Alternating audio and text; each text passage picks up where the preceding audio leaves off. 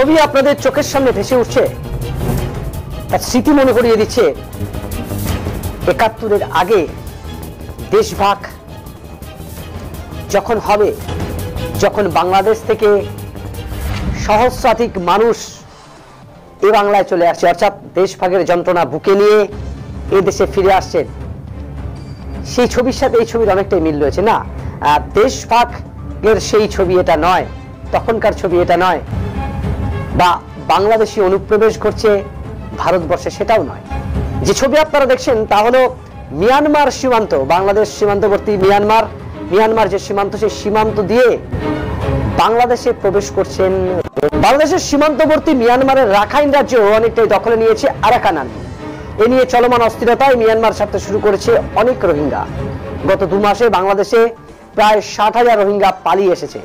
রোহিঙ্গাদের নতুন করে আশ্রয় না দেওয়ার নীতিগত সিদ্ধান্ত নিয়েছে বাংলাদেশের অন্তর্বর্তী সরকার। কিন্তু বাংলাদেশ মিয়ানমার সীমান্তে বাস্তবায়ন করা কিছুতেই সম্ভব হচ্ছে না। পরিস্থিতি কখনো কখনো এমন দাঁড়িয়েছে যে কিছু করার থাকছে না। এমন পরিস্থিতিতে রোহিঙ্গারা ঢুকে পড়ছে। মিয়ানমারের চলমান পরিস্থিতি নতুন করে রোহিঙ্গা ঢলের আশঙ্কা করছে সীমান্তে বসবাসরত স্থানীয়রা। তবে সেই রোহিঙ্গা ঢল ঠেকানোর ব্যবস্থা করতে হবে আন্তর্জাতিক সম্প্রদায়কে সাথে নিয়ে, এমনটাই দাবি করেছেন বাংলাদেশের পররাষ্ট্র উপদেষ্টা তৌহিদ হোসেন।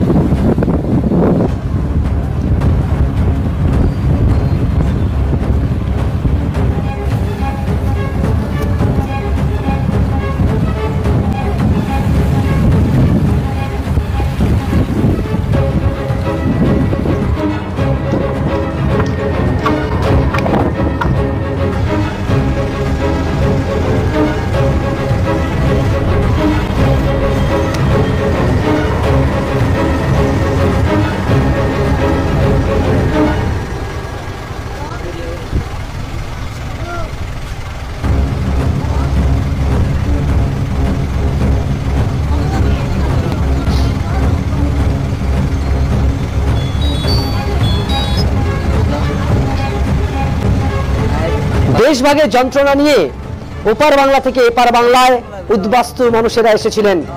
সহায় সম্বলহীন মানুষ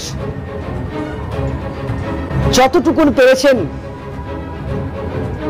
তার সহায় সম্বল সাথে নিয়ে, সন্তানদের সাথে নিয়ে কার্যত এক বস্ত্রেই ও বাংলা থেকে এ বাংলায় চলে এসেছিলেন দেশভাগের যন্ত্রণা বুকে নিয়ে। সেই উদ্বাস্তু মানুষেরা ধীরে ধীরে তাদের সংসার গড়েছেন এ বাংলায় এসে। ঠিক সেই দেশভাগের স্মৃতি কিন্তু মনে করিয়ে দিচ্ছে এই ছবি। দেখছেন সন্তান সন্ততি আর যেটুকুন সম্পদ পেরেছেন ছিল তা নিয়ে নদী পার হয়ে পায়ে হেঁটে জীবন রক্ষা করতে, পরিবারের জীবন রক্ষা করতে হাঁটা পথেই বাংলাদেশে প্রবেশ করছেন এভাবেই রোহিঙ্গারা।